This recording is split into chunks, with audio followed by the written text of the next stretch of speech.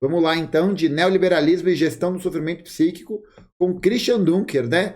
Por que você está cansado e por que o capitalismo adora isso?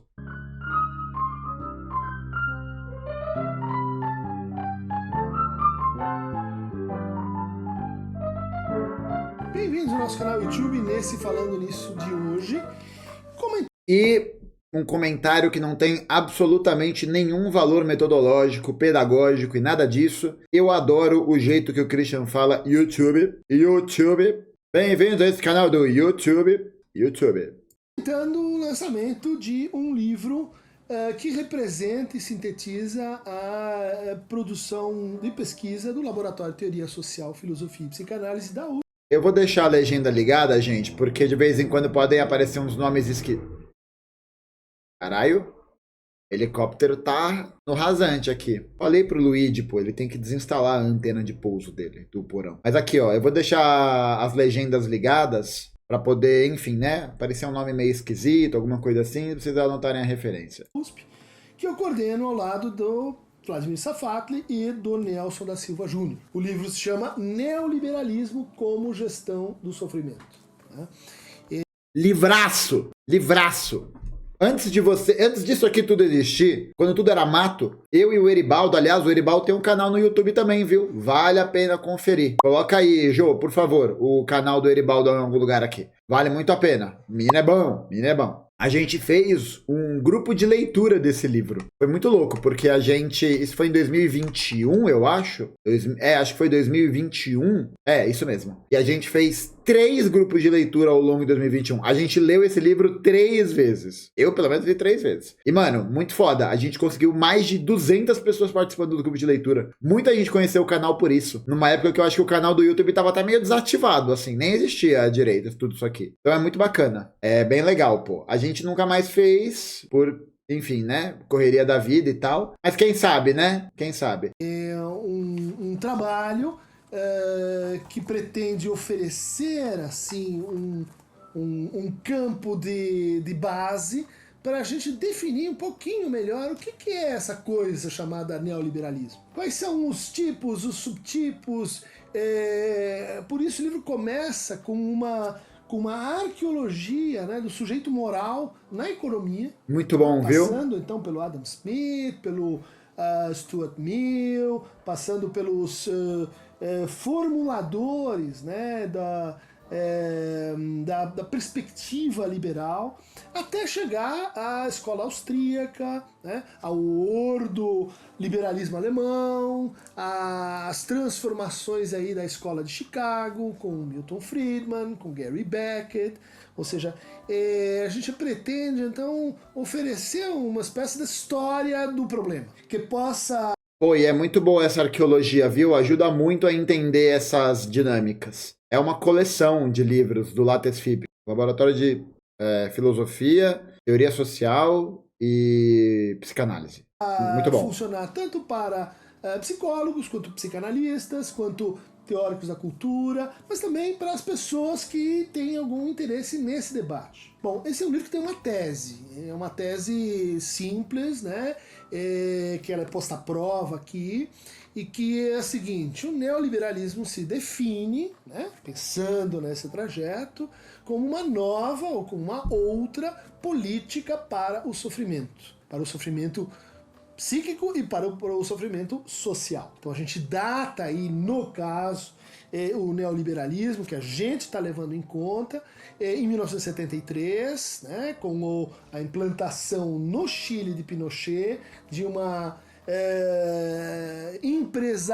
um empresariamento de todos os setores da sociedade, da cultura, os fundos de pensão, as universidades no Chile, como um grande experimento, como um grande primeiro experimento. E a gente já nota que tem o quê? Uma associação com o regime do Pinochet, né? Um regime totalitário. Depois vem o neoliberalismo dele. É muito interessante porque o neoliberalismo, ele é uma forma de gestão econômica, né? Acho que, na verdade, ele é um processo que tem muito a ver com com uma certa fase em que o capitalismo se encontra, né, que é uma fase em que há uma grande força por parte dos trabalhadores, né, existe um avanço considerável, assim, né, do estado de bem-estar social e tal, e um momento de crise do capitalismo, né, um momento ali de decadência das taxas de lucro. Mas muito astutamente o neoliberalismo, ele mais do que uma forma de gestão econômica, né, se você pega para ler um livro como A Ação Humana do Mises, ou A Praxeologia do Mises também, ou qualquer coisa do Hayek, sabe? Você vai ver que não são livros sobre economia, né? Não são livros que vão destrinchar um modelo de desenvolvimento econômico. São livros de psicologia, são livros de ideologia. Eu acho que a principal contribuição que o neoliberalismo faz nesse sentido é de conseguir criar um modo de pensamento. Acho que o neoliberalismo ele é, sobretudo, um modo de pensar neoliberal, né? Uma forma de gestão do capitalismo. Portanto,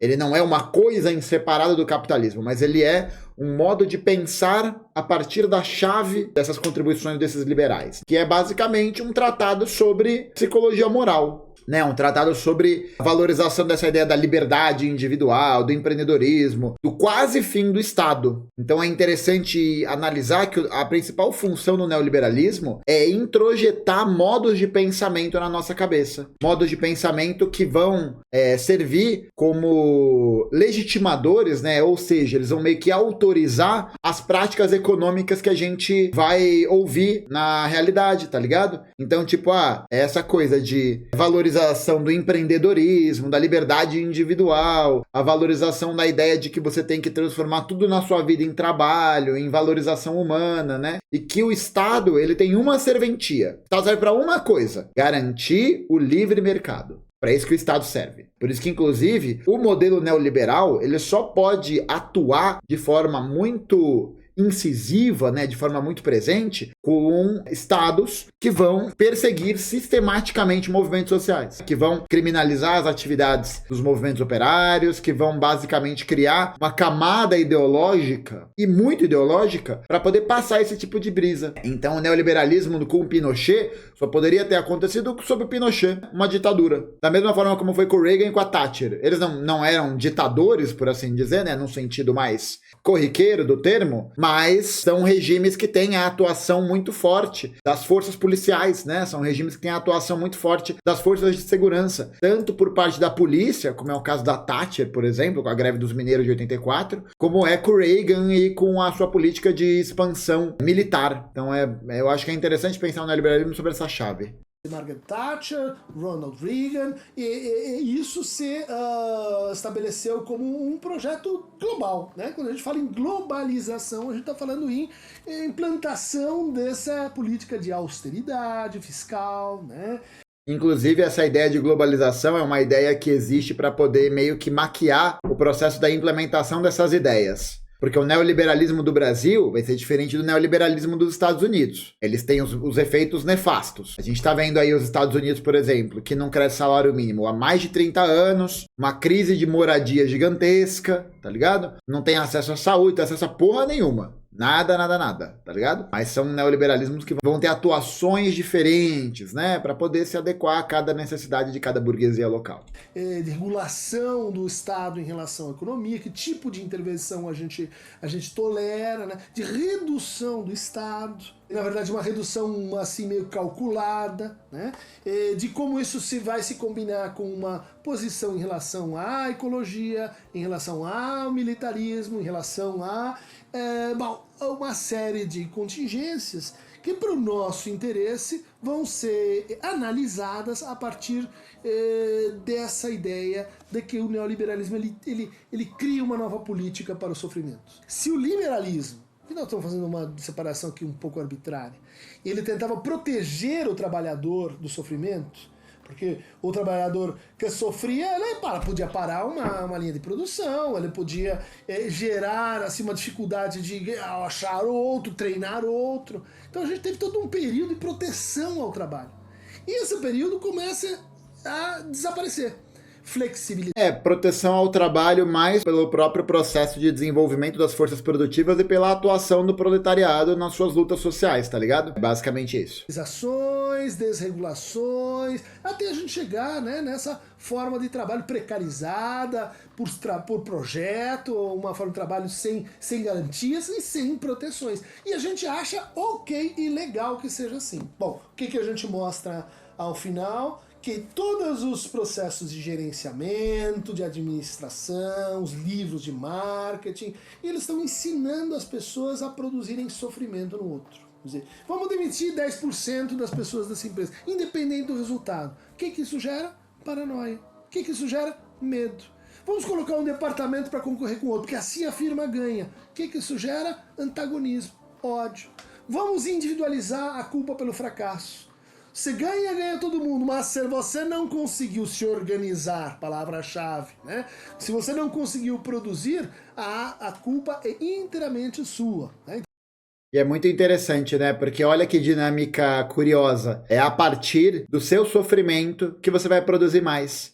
Olha como a burguesia foi astuta em analisar esse processo. Se a gente retira todas as seguranças sociais que estavam antes garantidas de alguma maneira, a gente consegue, a partir da instalação desse modelo reduzido em termos de gasto, funcionário e aumento da carga de trabalho, você vai produzir mais porque você está sofrendo. Você vai produzir mais porque você não sabe se você vai estar empregado. Você vai cumprir tarefas e funções que não são suas, que você não sabe fazer, porque ou você faz isso ou você fica desempregado. Então é uma dinâmica que cria um estado de tensão permanente, tá ligado? Um estado de tensão permanente nos trabalhadores. E é só a gente ver como essa realidade é uma realidade que atravessa todos os grandes ambientes de trabalho e praticamente toda a nossa vida. O quanto esse tensionamento, o quanto esse medo, essa paranoia produtiva vai levando a gente ao adoecimento, porque a gente fica nessa coisa de não poder parar, de não poder interromper, de não poder dizer não. Então é toda uma dinâmica de sofrimento que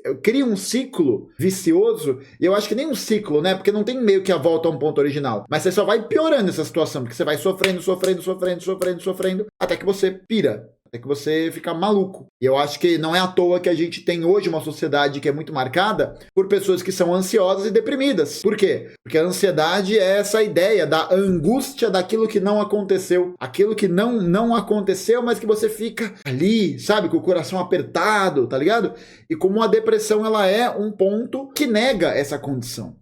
A depressão, ela nega esse processo. A depressão é o sujeito que se encontra no estado de resposta a essa sociedade da hiperprodução, da hiperprodutividade. Que é justamente o exato oposto, que é a não produção. Não é que é a tristeza, né? O choro, né? Porque estar deprimido não é sobre estar triste, é sobre estar apático, né? Eu acho que tem muito essa característica. É a ideia de que você se recusa a cumprir esse estado produtivo, né? É uma condição que você se recusa a abrir e estar alinhado a essa lógica. Então, numa sociedade que é muito marcada pelo fim dessa estruturação social, pelo fim dessas garantias, por uma dinâmica de trabalho que insiste nesse processo, nesse sofrimento, a tendência é que a gente realmente, né, viva uma sociedade de ansiosos e deprimidos, porque a gente não sabe o dia de amanhã e a gente fica completamente à bublé das ideias. Então a gente tem o surgimento da depressão incrível. No mesmo momento em que você tem a expansão global do neoliberalismo, aparece a depressão como uma epidemia. Será que tem alguma relação entre as duas coisas? O livro tenta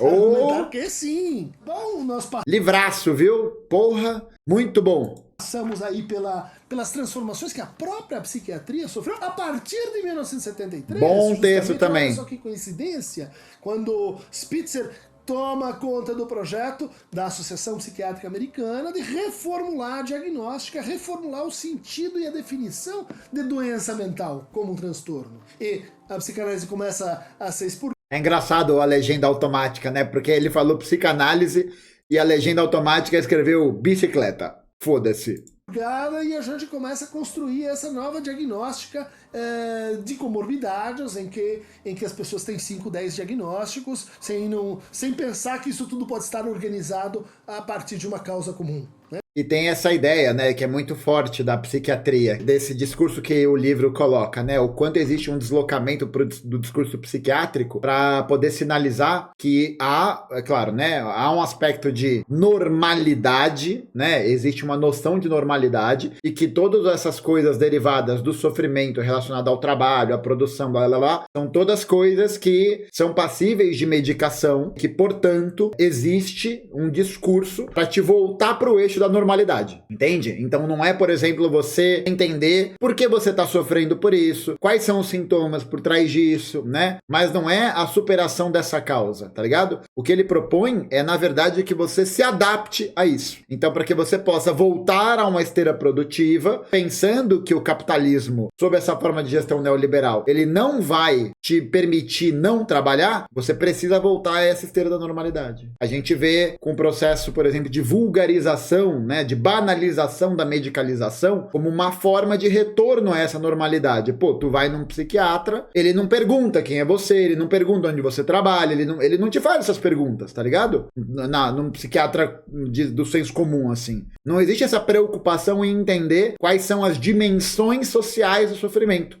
Sofrimento é entendido como um desvio individual, um desvio da norma individualizante. E aí você é o cagado, você é o fudido. Então a gente tem que voltar você pro eixo, voltar você pro eixo da normalidade. Aí te entope de remédio, é isso. Claro que o remédio, né, antes que venha alguém lá, o remédio ele tem uma função muito importante. Muito importante. Para muitos casos ele é absolutamente fundamental. Mas a questão é essa, a questão é que para no discurso medicalizante. Para por aí. Não existe um processo de aprofundamento sobre o sofrimento enquanto um processo social. Por isso que eu fico meio pá de fazer terapia. Não, tem que fazer, né? Mas eu acho que é até a gente ver como existe um discurso dominante de normalização da terapia. Da terapia ser uma coisa que, tipo jogar bola. Eu faço terapia, né? É isso, assim. Existe até um discurso tipo, faça terapia para você voltar a ser normal, para você não entender quais são as dimensões desse sofrimento. E ajuda muito, né? Mas eu acho que a gente tem que levantar esse debate, tá ligado? Eu acho que é um debate, mano, que afeta todo mundo, tá ligado? Afeta todo mundo. Exatamente isso que reflete, em termos psíquicos e de sintoma, o funcionamento do neoliberalismo. Então a gente passa pela hipótese depressiva, né, que tenta mostrar essa correlação, a gente passa pelo nascimento, né, de um tipo de sofrimento que é refratário realmente ao neoliberalismo, que é o sofrimento borderline, né, olha aí a questão das fronteiras, né. Nossa, esse capítulo, acho que do Borderline é o Chris que escreve. E, mano, eu só fui entender médio depois da terceira leitura. Mano, esse capítulo do Borderline é difícil pra uma porra, viu? Nossa senhora. Questão nacional que volta. E a gente passa pela arqueologia do neoliberalismo. Existe doença psíquica fora do capitalismo? Claro que existe, pô. Gente, eu acho que uma questão que até o neoliberalismo vende, né? Os coaches vendem, enfim, toda essa normalização de discurso vende, é a ideia de que seria possível uma vida sem sofrimento. Não é. Gente, o sofrimento é algo da ordem da humanidade, é algo da ordem da vida, tá ligado? É algo que atravessa a nossa existência. Não tem como a gente, enquanto humanidade, não sofrer. Não tem como não sofrer. O grande problema com relação ao sofrimento imputado pelo capitalismo é que é um sofrimento que é causado por ordens materiais. Então, tipo, é algo que é perfeitamente driblável do ponto de vista material. Então, tipo, tem muita gente que sofre nesse esquema de trabalho sem parar, de ter que fazer um monte de coisa que não tem especialização e blá, blá, blá, blá, blá. Por quê? Porque não sabe se vai ter o que comer. Porque precisa do emprego. Porque senão vai ficar desempregado, vai morrer, vai pra rua. É isso, tá ligado? Quantos sofrimentos não são vividos por questões meramente materiais? A pessoa não tem onde morar, não tem o que comer, tá ligado? Não consegue se relacionar socialmente por causa disso. Então o que nós comunistas defendemos, pensando nesse debate, né? Não é a compreensão de que o comunismo vai acabar com o sofrimento. Acabou o sofrimento, ninguém nunca mais vai ficar triste, vai ser um grande folheto de arco-íris e onça pintada. Não. Agora, a gente entende que num modelo de sociabilidade diferente, aonde essas dinâmicas de sofrimento causadas pela carestia material, né, pela ausência material, isso é superável. Isso é perfeitamente superável, né? Só a gente pensar na nossa realidade, gente. Quem aqui nunca ficou angustiado de não ter dinheiro no final do mês? para poder pagar a conta, para poder pagar o aluguel. Vai falar que isso não gera sofrimento? Porra, isso gera um sofrimento do caralho, velho. E qual que seria a solução? Garantir moradia popular. Aí você vai continuar sofrendo. Você vai sofrer pela morena, você vai sofrer pelo boyzinho, você vai sofrer porque o Tricas perdeu de novo. Nesse caso, não tô mais sofrendo. Né? Mas você vai sofrer. Você vai sofrer. Agora, sofrer por uma questão que materialmente é perfeitamente superável dado o contexto que a gente se encontra, porra, aí é foda, né? A gente defende que a gente possa sofrer por outras razões. Talvez, uma coisa bem metafísica, né? Sofrimento do espírito, da consciência, e não da carne, né? E não da matéria. O liberalismo na psicologia brasileira, né? Terminando pela barbárie, quer dizer, terminando pela crise do... Gustavo, me falaram que no capitalismo vascaínos não vão mais sofrer. Porra, se no capitalismo eles não vão mais sofrer, então agora eles estão fodidos, né? O liberalismo, a partir de 2008, né?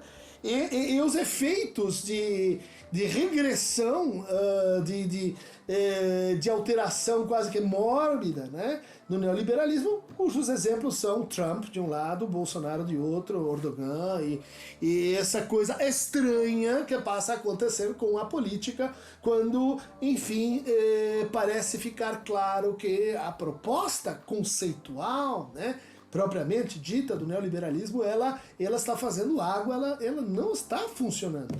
Então, gente, não sei, viu? Eu acho que o neoliberalismo ele já funcionou. Eu acho que agora o seu modelo de desenvolvimento político-econômico está apresentando ali o Monza a álcool tentando ligar no frio, tá ligado? Ele funciona para alguns, né? Ele funciona, mas ele tá cuspindo assim. Eu acho que isso pode ficar muito evidente quando a gente vê que a adoção das políticas neoliberais tipicamente usadas nos Estados Unidos hoje, por exemplo, então é isso, né? A inflação tá alta pra cacete, a desdolarização da economia vai terminar de botar a pá de cal ali na economia dos Estados Unidos, na hegemonia do dólar, mais pessoas morando nas ruas, mais pessoas sem acesso a serviços básicos, e a violência do Estado aumentando cada vez mais. Porque para esse modelo funcionar de neoliberalismo, você tem que ter o Estado atuante e forte em uma coisa: as forças de segurança. Porque o povo fica puto, o povo fica nervoso. E aí você precisa de uma atuação tanto ideológica,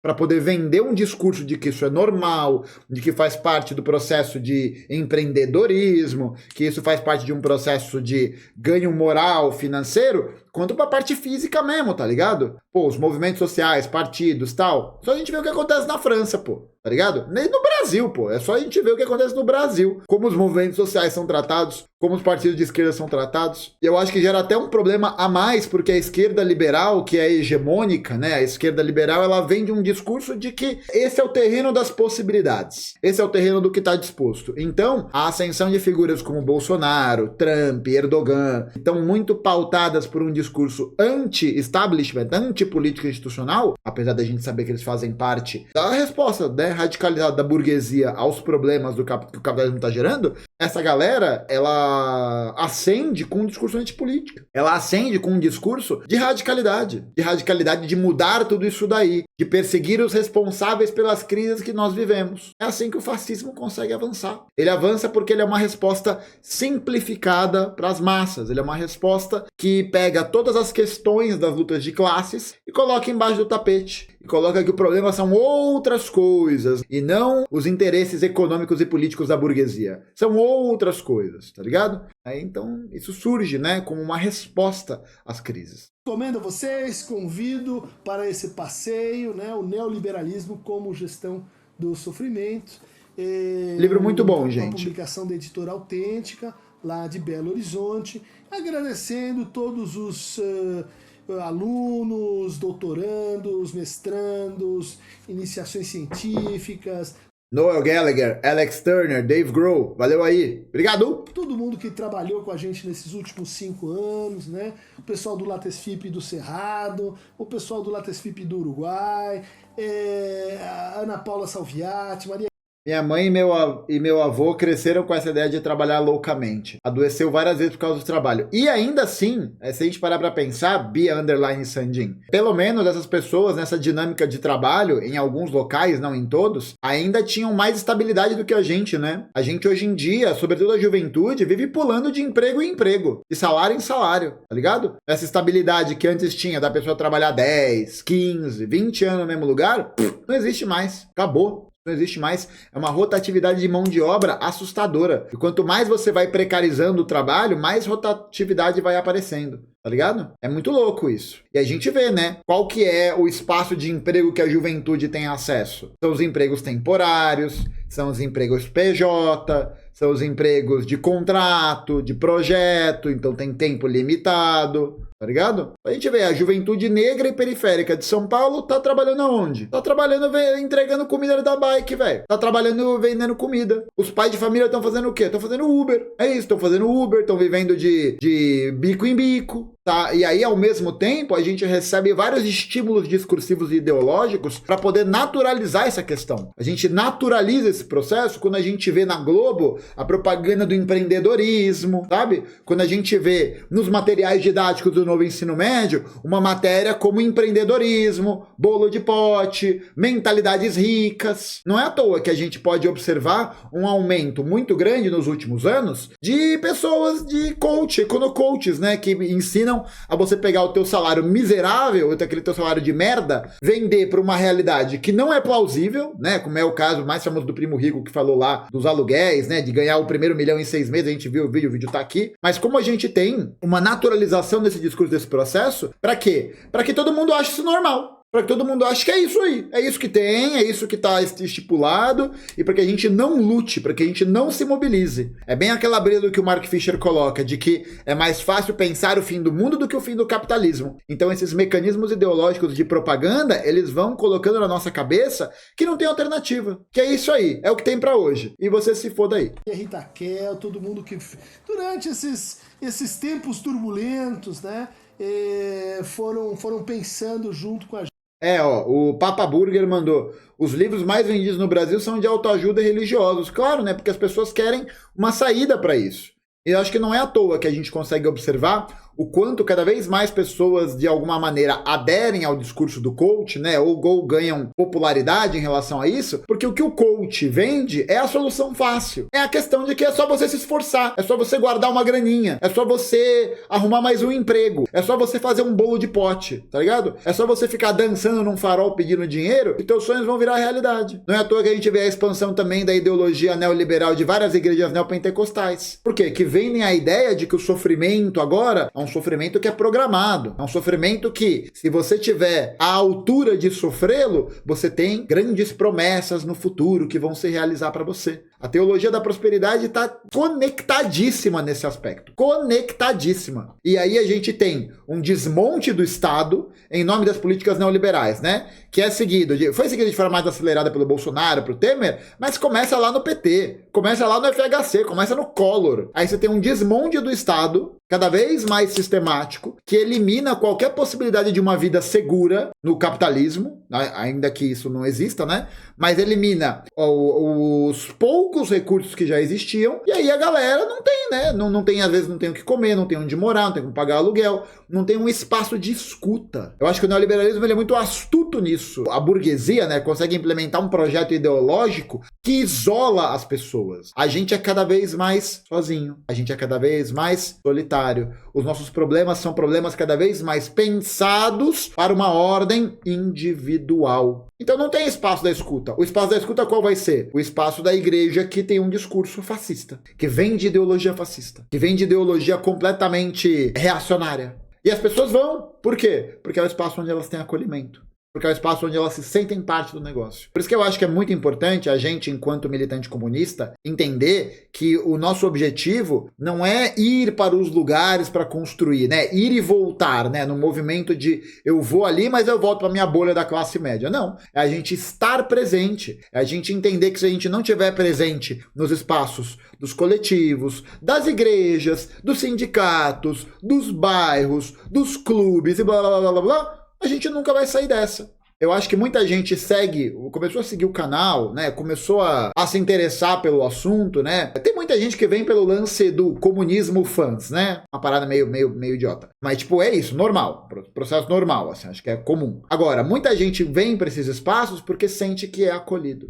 Porque sente que é escutado. Porque sente que toda aquela realidade, a venda de uma realidade que não há outra possível, né? There is no alternative, não há outra alternativa. Nós, militantes comunistas, os publicistas comunistas, estamos dizendo não. Há uma alternativa, tá ligado? Há uma possibilidade de construção diferenciada. Há uma coisa que pode emancipar a classe trabalhadora. E é difícil, e é uma merda, é duro, mas a gente tem que fazer isso. Eu já ouvi isso muitas vezes, tá ligado? Enquanto a gente fala, pô, eu não lia nada, não tava ligado, tal, comecei a acompanhar o canal seu, do Ian, da galera, da turma, do Jones, da Sabrina e tudo mais, e de repente há uma esperança, de repente há uma possibilidade de um futuro, uma possibilidade de presente, tá ligado? Isso é muito potente, que faz com que a gente perceba que a gente não tem nada a perder. Gente, não tem nada a perder, nada, tá ligado?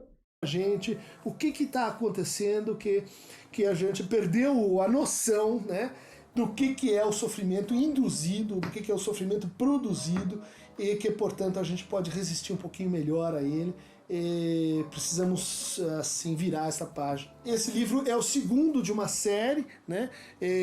A gente tem um primeiro livro que estabelece uma pesquisa, né, os fundamentos da pesquisa no LATESFIP, que chama-se Patologias do Social. Esse também é bom, Eu entendi pouco, mas as letrinhas pareciam bem bacanas. Bem pela autêntica, né? Estão formando então uma dupla. Quem quiser uma descrição um pouco mais detalhada do livro, eu fiz uma coluna lá no Wall Tilt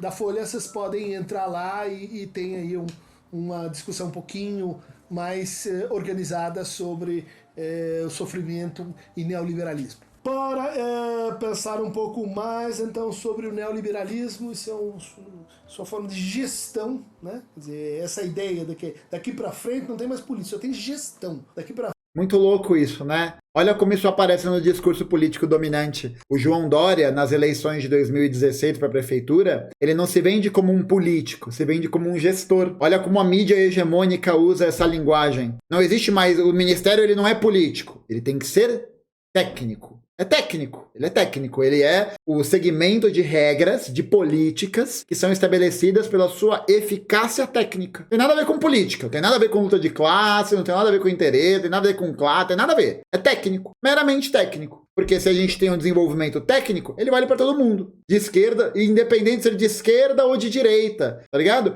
Como se isso não fizesse diferença. É inacreditável, velho. É inacreditável. À frente não tem mais dinheiro para a saúde ou educação, tem gestão do dinheiro. Só tem atravessador, só tem gente mexendo com a coisa e fazendo o quê? Redução de custos e salários, tudo pilantra, pô. Para que no final todo mundo empobreça um pouquinho mais. Beijinho, beijinho. E assista nosso podcast chamado Falando Daquilo, né? E eu falando nisso mesmo, né? Que é a réplica aqui dos bem nossos bom, viu? Vídeos apenas em áudio. Os links do livro estão na descrição. Boa, bem lembrado. Na descrição do canal. Aproveitar então para poder, agora que o Christian se lembrou dessa forma bastante enfática dos links, os links para o apoio, vou imitar o Christian, estão na descrição desse vídeo aqui, tá bom? Os links do Apoia-se, do Pix, ajudem a financiar esse trabalho, faz favor, tá bom? Por favor. E aproveite e se inscreva no canal, faça o sino. Tudo isso igual. E aperte mais alguma coisa. Curtir no que não tá movendo. Se der pra compartilhar. Abraço, gente. Exatamente.